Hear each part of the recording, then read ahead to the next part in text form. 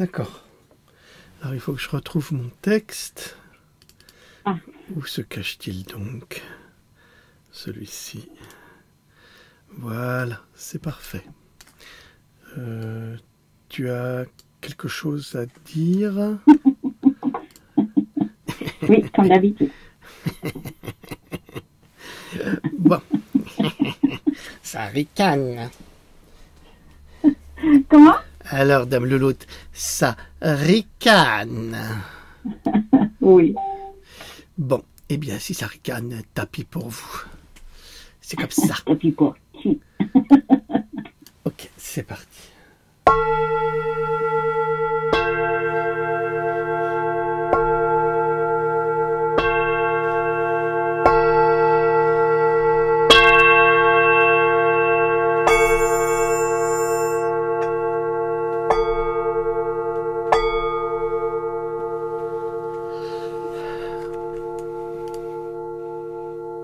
Bonjour à toutes, bonjour à tous. Nous sommes le 13. Le 13 mars 2021. Aujourd'hui, nous continuons notre lecture de Baudelaire, Les paradis artificiels. Et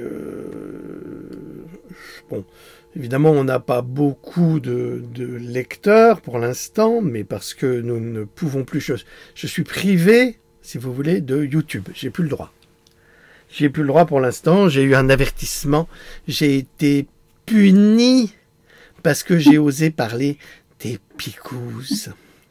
Donc, puisque je suis puni, utilisons cette punition suspicieuse pour faire un peu de littérature parce que nous adorons cela et que les bons mots sont toujours les bienvenus et que la langue française a le mérite justement d'être très riche en bons mots. Alors, un commentaire, Dame Louloute? Non, c'est parti. Non, bonjour tout le monde. Non, j'attends avec impatience cette lecture qui fait le plus grand bien. Vraiment, là, ça me fait le plus grand bien. Super. J'aime bien quand je te fais du bien. Un petit soupir. Je m'en buter. Un petit soupir. Oui, je peux le faire après en privé. Ça va en exciter plus d'un. Ou plus d'une, qui sait, sait-on jamais. Oui.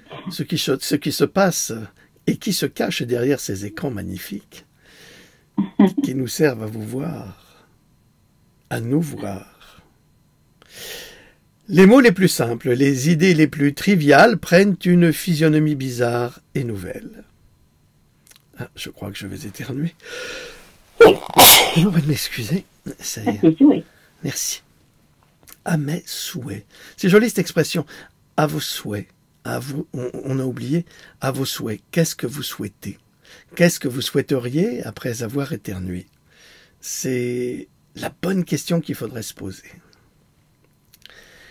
Alors, les mots les plus simples, les idées les plus triviales prennent une physionomie bizarre et nouvelle. Vous vous étonnez même de les avoir jusqu'à présent trouvés si simples. Des ressemblances et des rapprochements incongrus, impossibles à prévoir, des jeux de mots interminables, des ébauches de comiques jaillissent continuellement de votre cerveau. Le démon vous a envahi. Il est inutile de regimber contre cette hilarité douloureuse comme un chatouillement. De temps en temps, vous riez de vous-même, de votre niaiserie et de votre folie, et vos camarades, si vous en avez, rient également de votre état et du leur. Mais, comme ils sont sans malice, vous êtes sans rancune. Cette gaieté, tour à tour languissante ou poignante, ce malaise dans la joie, cette insécurité, cette indécision de la maladie, ne dure généralement qu'un temps assez court. Bientôt les rapports d'idées deviennent tellement vagues, le fil conducteur qui relie vos conceptions si ténues que vos complices seuls peuvent vous comprendre. Et encore sur ce sujet et de ce côté, aucun moyen de vérification. Peut-être croit-il vous comprendre et l'illusion est-elle réciproque? Cette folâtrie et ces éclats de rire qui ressemblent à des explosions apparaissent comme une véritable folie, au moins comme une niaiserie de maniaque à tout homme qui n'est pas dans le même état que vous.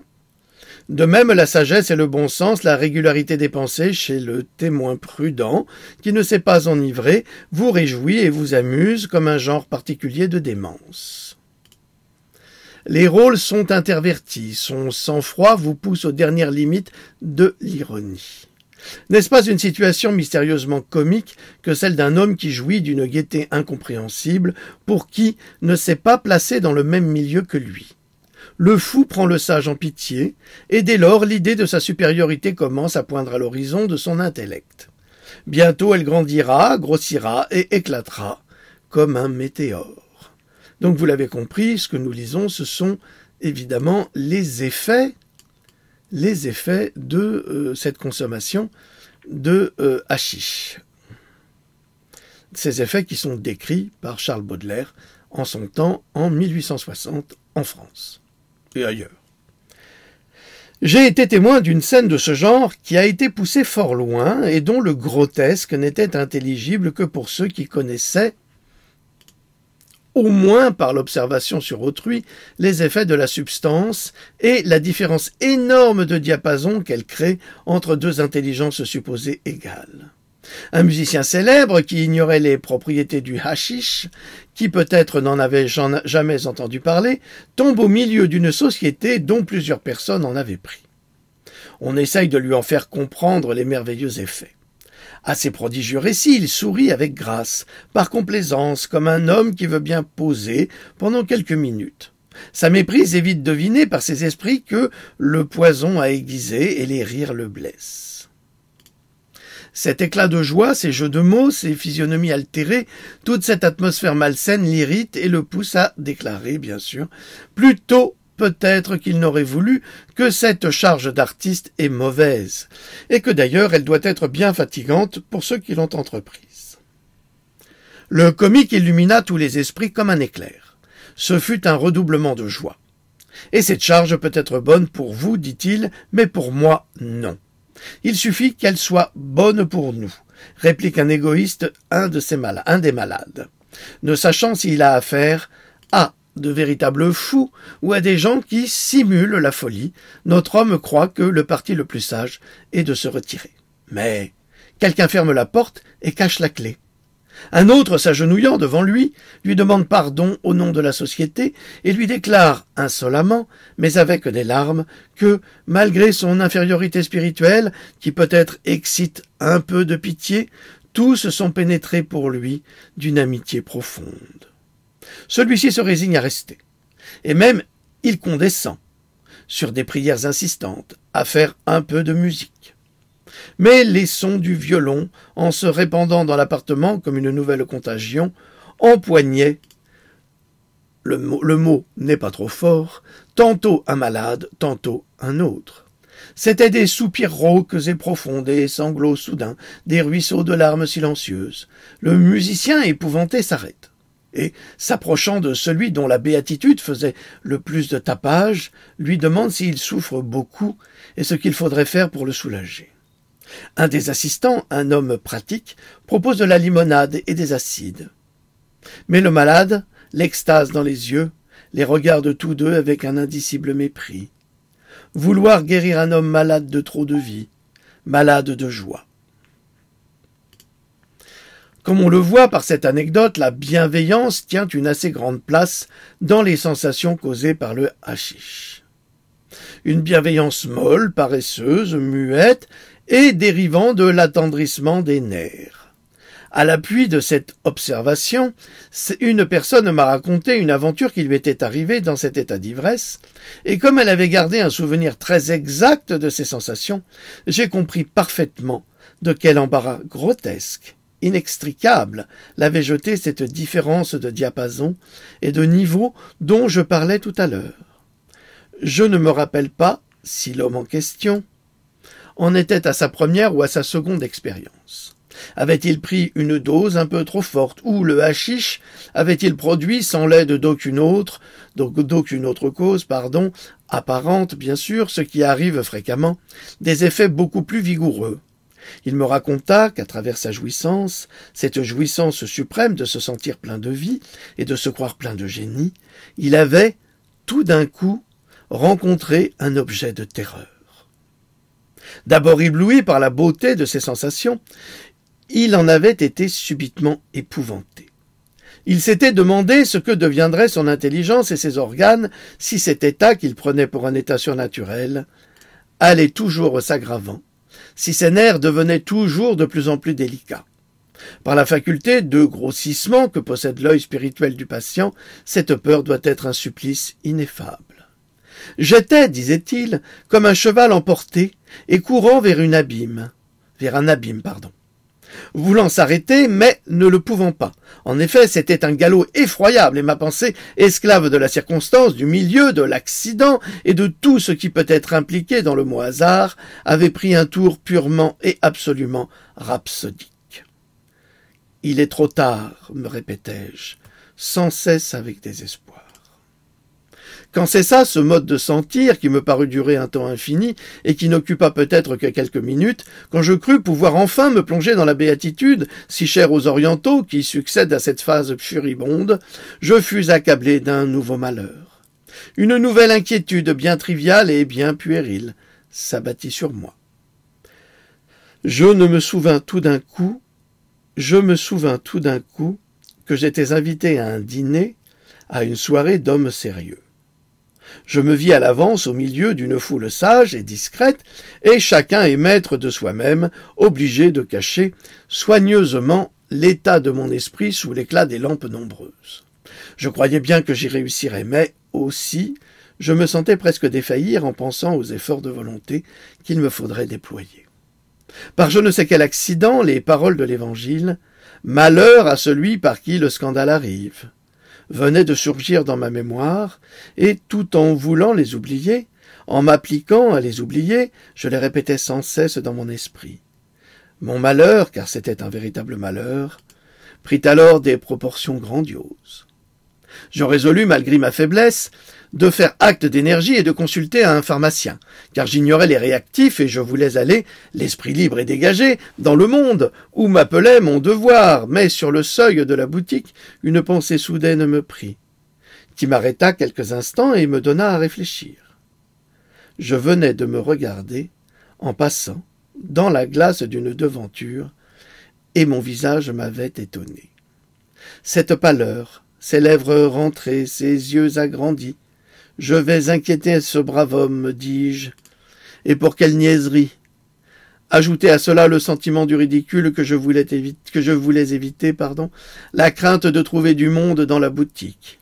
Mais ma bienveillance soudaine pour cet apothicaire inconnu dominait tous mes autres sentiments. Je me figurais cet homme, aussi sensible que je l'étais moi-même, en cet instant funeste, et comme je m'imaginais aussi que son oreille était son âme, et son âme Et comme je m'imaginais aussi que son oreille et son âme devaient, comme les miennes, vibrer au moindre bruit, je résolus d'entrer chez lui sur la pointe du pied. Je ne saurais, me disais-je, montrer trop de discrétion chez un homme dont je vais alarmer la charité. Et puis je me promettais d'éteindre le son de ma voix comme le bruit de mes pas. Vous la connaissez, cette voix du haschisch, grave, profonde, gutturale, et ressemblant beaucoup à celle des vieux mangeurs d'opium. Le résultat fut le contraire de ce que je voulus obtenir. Décidé à rassurer le pharmacien, je l'épouvantais. Il ne connaissait rien de cette maladie, n'en avait jamais entendu parler. Cependant, il me regardait avec une curiosité fortement mêlée de défiance. Me prenait-il pour un fou, un malfaiteur, qu'un mendiant? Ni ceci ni cela sans doute. Mais toutes ces idées absurdes traversèrent mon cerveau. Je fus obligé de lui expliquer longuement, quelle fatigue, ce que c'était que la confiture de chanvre et à quel usage cela servait, lui répétant sans cesse qu'il n'avait pas de danger et qu'il n'y avait pas, pour lui, de raison de s'alarmer et que je ne demandais qu'un moyen d'adoucissement ou de réaction, insistant fréquemment sur le chagrin sincère que j'éprouvais de lui causer de l'ennui. Enfin, comprenez bien toute l'humiliation contenue pour moi dans ces paroles. Il me pria simplement de me retirer. Telle fut la récompense de ma charité et de ma bienveillance exagérée. J'allais à la soirée. Je ne scandalisais personne. Nul ne devina les efforts surhumains qu'il me fallut faire pour ressembler à tout le monde. Mais je n'oublierai jamais les tortures d'une ivresse ultra-poétique, gênée par le décorum et contrariée par un devoir. Quoique naturellement porté à sympathiser avec toutes les douleurs qui naissent de l'imagination, je ne pus m'empêcher de rire de ce récit. L'homme qui me le faisait n'était pas corrigé. Il a continué à demander à la confiture maudite l'excitation qu'il faut trouver en soi-même. Mais comme c'est un homme prudent, rangé, un homme du monde, il a diminué les doses, ce qui lui permit d'en augmenter la fréquence. Il appréciera plus tard les fruits pourris de son hygiène. Je reviens au développement régulier de l'ivresse. Après cette première phase de gaieté enfantine, il y a comme un apaisement momentané.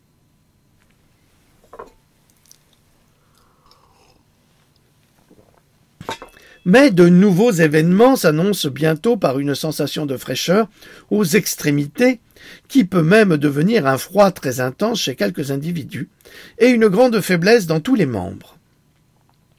Vous avez alors des mains de beurre et dans votre tête, dans tout votre être, vous sentez une stupeur et une stupéfaction embarrassantes. Vos yeux s'agrandissent. Ils sont comme tirés dans tous les sens par une extase implacable. Votre face s'inonde de pâleur, les lèvres se rétrécissent et vont rentrant dans la bouche avec ce mouvement d'annihilation qui caractérise l'ambition d'un homme en proie à de grands projets, oppressé par de vastes pensées ou ressemblant... Ah, là, il y a eu un problème de... Ils me mettent un point là où il n'y en a pas. Alors je vais reprendre. Les lèvres se rétrécissent et vont rentrant dans la bouche avec ce mouvement d'annihilation qui caractérise l'ambition d'un homme en proie à de grands projets, oppressé par de vastes pensées ou rassemblant sa respiration pour prendre son élan. La gorge se ferme pour ainsi dire, le palais est desséché par une soif qu'il serait infiniment doux de satisfaire si les délices de la paresse n'étaient pas plus agréables et ne s'opposaient pas au moindre dérangement du corps. Des soupirs rauques et profonds s'échappent de votre poitrine, comme si votre ancien corps ne pouvait pas supporter les désirs et l'activité de votre âme nouvelle. De temps à autre, une secousse vous traverse et vous commande un mouvement involontaire, comme ces soubresauts qui, à la fin d'une journée de travail ou dans une nuit orageuse, précèdent le sommeil définitif. Avant d'aller plus loin, je veux, à propos de cette sensation de fraîcheur dont je parlais plus haut, raconter encore une anecdote qui servira à montrer jusqu'à quel point les effets même purement physiques peuvent varier suivant les individus. Cette fois, c'est un littérateur qui parle, et en quelques passages de son récit, on pourra, je crois, trouver les indices d'un tempérament littéraire. J'avais, me dit celui-ci, pris une dose modérée d'extrait gras, et tout allait pour le mieux. La crise de gaieté maladive avait duré peu de temps, et je me trouvais dans un état de langueur et d'étonnement qui était presque du bonheur. Je me promettais donc une soirée tranquille et sans souci. Malheureusement, le hasard me contraignit à accompagner quelqu'un au spectacle. Je pris mon parti en brave, résolu à déguiser mon immense désir de paresse et d'immobilité. Toutes les voitures de mon quartier se trouvant retenues, il fallut me résigner à faire un long trajet à pied, à traverser les bruits discordants des voitures, les conversations stupides des passants, tout un océan de trivialités. Une légère fraîcheur s'était déjà manifestée au bout de mes doigts. Bientôt, elle se transforma en un froid très vif, comme si j'avais les deux mains plongées dans un seau d'eau glacée. Mais ce n'était pas une souffrance. Cette sensation presque aiguë me pénétrait plutôt comme une volupté. Cependant, il me semblait que ce froid m'envahissait de plus en plus au fur et à mesure de cet interminable voyage. Je demandai 2 ou 3 fois à la personne que j'accompagnais s'il faisait réellement très froid. Il me fut répondu qu'au contraire la température était plus que tiède. Installé dans la salle, enfermé dans la boîte qui m'était destinée, avec 3 ou 4 heures de repos devant moi, je me crus arrivé à la terre promise. Les sentiments que j'avais refoulés pendant la route, avec toute la pauvre énergie dont je pouvais disposer, firent donc irruption, et je m'abandonnai librement à ma muette frénésie. Le froid augmentait toujours, et cependant je voyais des gens légèrement vêtus ou même s'essuyant le front avec un air de fatigue. Cette idée réjouissante me prit que j'étais un homme privilégié à qui seul était accordé le droit d'avoir froid en été dans une salle de spectacle. Ce froid s'accroissait au point de devenir alarmant. Mais j'étais avant tout dominé par la curiosité de savoir jusqu'à quel degré il pourrait descendre. Enfin, il vint à un tel point, il fut si complet, si général, que toutes mes idées se congelèrent, pour ainsi dire. J'étais un morceau de glace pensant. Je me considérais comme une statue taillée dans un seul bloc de glace, et cette folle hallucination me causait une fierté, excitait en moi un bien-être moral que je ne saurais vous définir. Ce qui ajoutait à mon abominable jouissance était la certitude que tous les assistants ignoraient ma nature et quelle supériorité j'avais sur eux. Et puis le bonheur de penser que mon camarade ne s'était pas douté un seul instant de quelle bizarre sensation j'étais possédé. Je tenais la récompense de ma dissimulation, et ma volupté exceptionnelle était un vrai secret. Du reste, j'étais à peine entré dans ma loge que mes yeux avaient été frappés d'une impression de ténèbres qui me paraît avoir quelque parenté avec l'idée de froid. Il se peut bien que ces deux idées se soient prêtées réciproquement de la force. Vous savez que le hashish invoque toujours des magnificences de lumière, des splendeurs glorieuses, des cascades d'or liquide. Toute lumière lui est bonne, celle qui ruisselle en nappe et celle qui s'accroche comme du paillon aux pointes et aux aspérités. Les candélabres des salons, les cierges du mois de Marie, les avalanches de roses dans les couchers de soleil. Il paraît que ce misérable lustre répandait une lumière bien insuffisante pour cette soif insatiable de clarté. Je crus entrer, comme je vous l'ai dit, dans un monde de ténèbres qui, d'ailleurs, s'épaissirent graduellement pendant que je rêvais nuit polaire et hiver éternel. Quant à la scène, c'était une scène consacrée au genre comique. Elle seule était lumineuse, infiniment petite et située loin, très loin, comme au bout d'un immense stéréoscope. Je ne vous dirai pas que j'écoutais les comédiens. Vous savez que cela est impossible. De temps en temps, ma pensée accrochait au passage un lambeau de phrase, et, semblable à une danseuse habile, elle s'en servait comme d'un tremplin pour bondir dans des rêveries très lointaines. On pourrait supposer qu'un drame, entendu de cette façon, manque de logique et d'enchaînement. Détrompez-vous. Je découvrais un sens très subtil dans le drame créé par ma distraction. Rien ne m'en choquait et je ressemblais un peu à ce poète qui, voyant jouer Esther pour la première fois, trouvait tout naturel qu'Aman fît une déclaration d'amour à la reine. C'était, comme on le devine, l'instant où celui-ci se jette aux pieds d'Esther pour implorer le pardon de ses crimes. Si tous les drames étaient entendus selon cette méthode, ils y gagneraient de grande beauté, même ceux de Racine. Les comédiens me semblaient excessivement petits et cernés d'un contour précis et soigné, comme les figures de Meissonnier. Alors Meissonnier, c'est un peintre français qui peignait souvent des scènes de guerre napoléoniennes. Je voyais distinctement non seulement les détails les plus minutieux de leurs ajustements, comme dessins d'étoffes, coutures, boutons, etc., mais encore la ligne de séparation du faux front d'avec le véritable, le blanc, le bleu et le rouge, et tous les moyens de grimage. Et ces Lilliputiens étaient revêtus d'une clarté froide et magique, comme celle qu'une vitre très nette ajoute à une peinture à l'huile. Lorsque je pus enfin sortir de ce caveau de ténèbres glacées, et que la fantasmagorie intérieure se dissipant, je fus rendu à moi-même, j'éprouvais une lassitude plus grande que ne m'en a jamais causé un travail tendu et forcé. C'est en effet à cette période de l'ivresse que se manifeste une finesse nouvelle, une acuité supérieure dans tous les sens. L'odorat, la vue, l'ouïe, le toucher participent également à ce progrès. Les yeux visent l'infini. L'oreille perçoit des sons presque insatiables au milieu du plus vaste tumulte. C'est alors que commencent les hallucinations.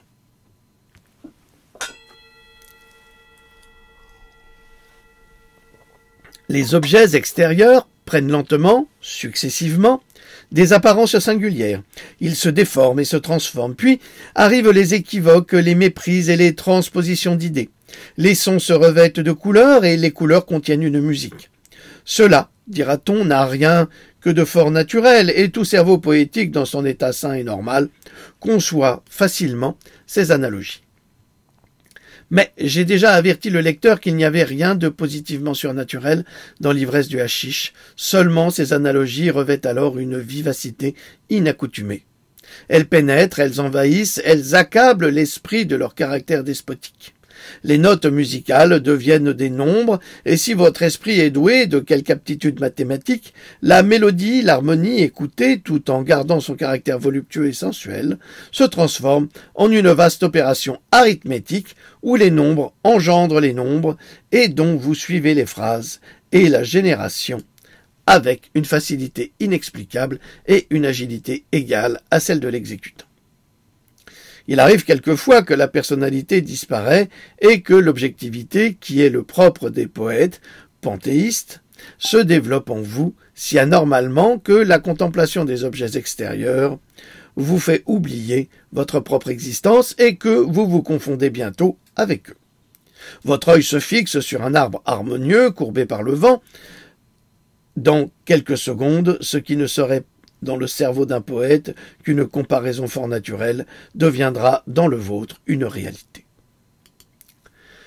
Vous prêtez d'abord à l'arbre vos passions, votre désir ou votre mélancolie, ces gémissements et ces oscillations deviennent les vôtres et bientôt vous êtes l'arbre. De même, l'oiseau qui plane au fond de l'azur représente d'abord l'immortelle envie de planer au-dessus des choses humaines, mais déjà vous êtes l'oiseau lui-même. Je vous suppose assis et fumant. Votre attention se reposera un peu trop longtemps sur les nuages bleuâtres qui s'exhalent de votre pipe. L'idée d'une évaporation lente, successive, éternelle s'emparera de votre esprit et vous appliquerez bientôt cette idée à vos propres pensées, à votre manière pensante. Par une équivoque singulière, par une espèce de transposition ou de quiproquo intellectuel, vous vous sentirez vous évaporant et vous attribuerez à votre pipe, dans laquelle vous vous sentez accroupi et ramassé comme le tabac, l'étrange faculté de vous fumer. Par bonheur, cette interminable imagination n'a duré qu'une minute, car un intervalle de lucidité avec un grand effort vous a permis d'examiner la pendule. Mais un autre courant d'idées vous emporte. Il vous roulera une minute encore dans son tourbillon vivant, et cette autre minute sera une autre éternité. Car les proportions du temps et de l'être sont complètement dérangées par la multitude et l'intensité des sensations et des idées. On dirait qu'on vit plusieurs vies d'hommes en l'espace d'une heure. N'êtes-vous pas alors semblable à un roman fantastique qui serait vivant au lieu d'être écrit ? Il n'y a plus d'équation entre les organes et les jouissances, et c'est surtout de cette considération que surgit le blâme applicable à ce dangereux exercice où la liberté disparaît. Quand je parle d'hallucination, il ne faut pas prendre le mot dans son sens le plus strict. Une nuance très importante distingue l'hallucination pure, telle que les médecins ont souvent l'occasion de l'étudier, de l'hallucination ou plutôt de la méprise des sens dans l'état mental occasionné par le hashish. Dans le premier cas, l'hallucination est soudaine, parfaite et fatale. De plus, il ne trouve pas de prétexte ni d'excuse dans le monde des objets extérieurs. Le malade voit une forme, entend des sons où il n'y en a pas. Dans le second cas, l'hallucination est progressive, presque volontaire, et elle ne devient parfaite, elle ne se mûrit que par l'action de l'imagination. Enfin, elle a un prétexte. Le son parlera, dira des choses distinctes, mais il y avait un son. L'œil ivre de l'homme, pris de hashish, verra des formes étranges. Mais avant d'être étranges ou monstrueuses, ces formes étaient simples et naturelles. L'énergie, la vivacité vraiment parlante de l'hallucination dans l'ivresse n'infirme en rien cette différence originelle. Celle-là a une racine dans le milieu ambiant et dans le temps présent. Celle-ci n'en a pas.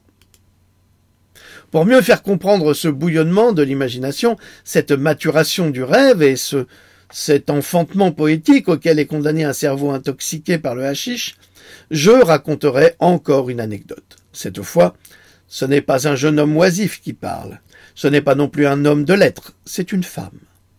Une femme un peu mûre, curieuse, d'un esprit excitable et qui, ayant cédé à l'envie de faire connaissance avec le poison, décrit ainsi, pour une autre dame, la principale de ses visions. Je transcris littéralement.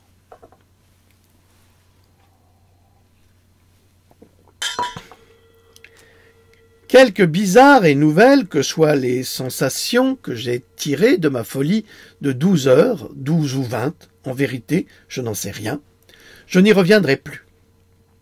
L'excitation spirituelle est trop vive, la fatigue qui en résulte trop grande, et pour tout dire, je trouve dans cet enfantillage quelque chose de criminel. Enfin, je cédais à la curiosité. Et puis c'était une folie en commun, chez de vieux amis, où je ne voyais pas grand mal à manquer un peu de dignité. Avant tout, je dois vous dire que ce maudit hashish est une substance bien perfide. On se croit quelquefois débarrassé de l'ivresse. Mais ce n'est qu'un calme menteur. Il y a des repos et puis des reprises. Ainsi, vers 10 heures du soir, je me trouvais dans un de ces états momentanés. Je me croyais délivré de cette surabondance de vie qui m'avait causé tant de jouissances, il est vrai, mais qui n'était pas sans inquiétude et sans peur. Je me mis à souper avec plaisir, comme harassé par un long voyage, car jusqu'alors, par prudence, je m'étais abstenu de manger. Mais avant même de me lever de table, mon délire m'avait rattrapé, comme un chat une souris, et le poisson se mit de nouveau à jouer avec ma pauvre cervelle. Et le poison, se mit à nouveau à jouer avec ma pauvre cervelle. Le poisson, le chat, la souris. Bien que ma maison soit à peu de distance du château de nos amis, et qu'il y eût une voiture à mon service, je me sentis tellement accablé du besoin de rêver et de m'abandonner à cette irrésistible folie que j'acceptai avec joie l'offre qu'ils me firent de me garder jusqu'au lendemain. Vous connaissez le château. Vous savez que l'on a arrangé, habillé et réconforté à la moderne toutes les parties habitées par les maîtres du lieu, mais que la partie généralement inhabitée a été laissée telle qu'elle, avec son vieux style et ses vieilles décorations. Il fut résolu qu'on improviserait pour moi une chambre à coucher dans cette partie du château. Et l'on choisit à cet effet la chambre la plus petite, une espèce de boudoir un peu fané et décrépit, qui n'en est pas moins charmant. Il faut que je vous le décrive tant bien que mal, pour que vous compreniez la singulière vision dont j'ai été la victime, vision qui m'a occupé une nuit entière, sans que j'aie eu le loisir de m'apercevoir de la fuite des heures. Ce boudoir est très petit, très étroit. À la hauteur de la corniche, le plafond s'arrondit en voûte. Les murs sont recouverts de glaces étroites et allongées, séparées par des panneaux, où sont peints des paysages dans le style lâché des décors. À la hauteur de la corniche, sur les 4 murs, sont représentées diverses figures allégoriques, les unes dans des attitudes reposées, les autres courant ou voltigeant. Au-dessus d'elles, quelques oiseaux brillants et des fleurs. Derrière les figures s'élève un treillage peint en trompe-l'œil et suivant naturellement la courbe du plafond. Ce plafond est doré. Tous les interstices entre les baguettes et les figures sont donc recouverts d'or, et au centre l'or n'est interrompu que par le glacis géométrique du treillage simulé. Vous voyez que cela ressemble un peu à une cage très distinguée, à une très belle cage pour un très grand oiseau. Je dois ajouter que la nuit était très belle, très transparente. La lune très vive à ce point que, même après que j'eus éteint la bougie, toute cette décoration resta visible, non illuminée par l'œil de mon esprit, comme vous pourriez le croire, mais éclairée par cette belle nuit dont les lueurs s'accrochaient à toute cette broderie d'or, de miroirs et de couleurs bariolées. Je fus d'abord très étonné de voir de grands espaces s'étendre devant moi, à côté de moi, de tous côtés. C'étaient des rivières limpides et des paysages verdoyants se mirant dans des eaux tranquilles. Vous devinez ici l'effet des panneaux répercutés par les miroirs. Et levant les yeux, je vis un soleil couchant semblable à du métal en fusion qui se refroidit. C'était l'or du plafond. Mais le treillage me donna à penser que j'étais dans une espèce de cage ou de maison ouverte de tous côtés sur l'espace et que je n'étais séparé de toutes ces merveilles que par les barreaux de ma magnifique prison. Je riais d'abord de mon illusion, mais plus je regardais, plus la magie augmentait, plus elle prenait de vie, de transparence et de despotique réalité. Dès lors, l'idée de claustration domina mon esprit sans trop nuire. Je dois le dire aux plaisirs variés que je tirais du spectacle tendu autour et au-dessus de moi. Je me considérais comme enfermé, pour longtemps, pour des milliers d'années peut-être, dans cette cage somptueuse, au milieu de ces paysages féeriques, entre ces horizons merveilleux. Eh bien, on racontera la suite plus tard. Je vous remercie d'avoir suivi ces descriptions poétiques et littéraires de Charles Baudelaire sur les paradis artificiels. Si vous avez des expériences similaires, eh bien, vous pourriez en parler et les partager. Moi, je ne pourrais pas, je n'ai jamais consommé le moindre stupéfiant de ma vie. Donc voilà. Louloute, un commentaire? Eh bien, écoute, c'est une surprenante découverte et puis je trouve que c'est d'une grande qualité. Les descriptions sont d'une grande qualité. Bon, ça reste plus poétique que réaliste, mais c'est du Baudelaire. Ouais, c'est magnifique. Voilà. Merci beaucoup. Merci, Dame Louloute. Je vous remercie. Je vous souhaite de passer. Nous vous souhaitons de passer un excellent week-end et nous vous disons à la prochaine fois. Au revoir. Au revoir. Portez-vous bien. Salut.